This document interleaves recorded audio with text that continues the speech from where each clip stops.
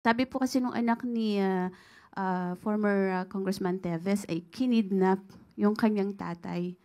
Yung proseso ng pagdakip sa kanya doon sa Timor-Leste.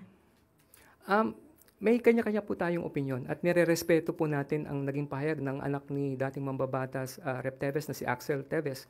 Pero ito po kasi ay pagpapatupad po ng ating batas. May mga may mga arrest warrants po na inilabas at kailangan po nating ipatupad po iyon. Nanggaling po dito sa Pilipinas ang arrest warrant at kung familiar po kayo sa court proceedings, kung saan galing po ang search warrant, doon din po ibabalik.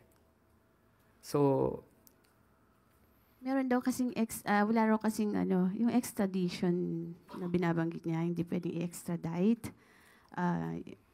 Ayan po ay isang usapin na pwedeng sagutin po ng Department of Foreign Affairs. Pero sa panig po ng extraction team, kami po ay nagpapatupad lamang ng batas. At ginawa lang po namin ang aming tungkulin.